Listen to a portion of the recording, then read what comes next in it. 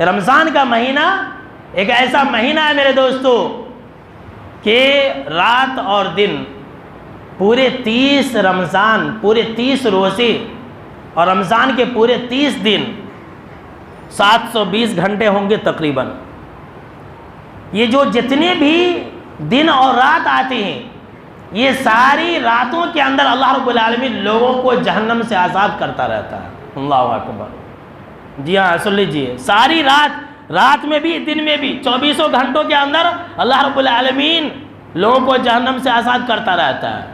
اور اسی حدیث کے اندر اور ایک چیز کا اضافہ ہے کہ رات اور دن میں رمضان کے مہینے کے اندر اللہ رب العالمین مسلمانوں کی دعاؤں کو بھی قبول کرتا ہے۔ یہ دعاؤں کا مہینہ ہے، آپ کو جو چاہیے رمضان میں آپ مانگتے رہے، مل جائے گی آپ کو پورے رات اور دن میں۔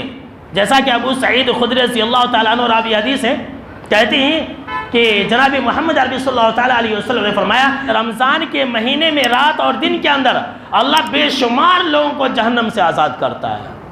اللہ اکبر۔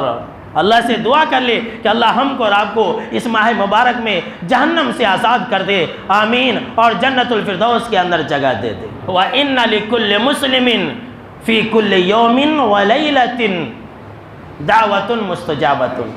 اور رمضان کے مہینے میں رات اور دن کے اندر اللہ رب العالمین ہر مسلمان کی دعاؤں کو قبول کرتا ہے۔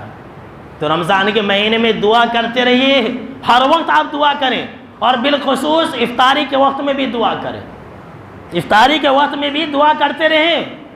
آپ مسجد میں آ جائیں اور بیٹھ کر کے وہاں پر آپ دعائیں کریں، ہاتھ اٹھا کر کے بھی آپ دعائیں کریں، بغیر ہاتھ اٹھائے ہوئے آپ دعا کریں، چلتے پھرتے اٹھتے بیٹھتے صبح شام آپ دعائیں کرتے رہیں، اور بالخصوص سحری کے وقت میں۔ سن لیجئے، خاص طور سے ہم اور آپ کیا ہے، سحری کے وقت میں جاگتے ہیں تو بس ایسے ہی وقت پاس کر دیتے ہیں۔ سحری کھاتے کھاتے آپ دعا کر لیا کیجئے، پانی پیتے پیتے آپ دعا کر لیا کیجئے۔ کیوں؟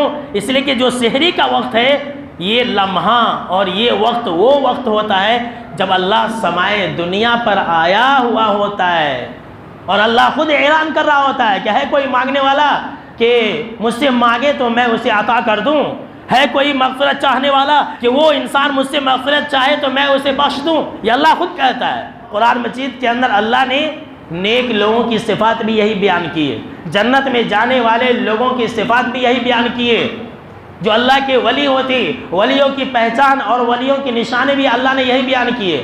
وَبِالْأَسْحَارِ هُمْ يَسْتَغْفِرُونَ، کہ اللہ کے نیک بندے وہ ہوتے ہیں جو سحری کے وقت میں استغفار کرتے ہیں۔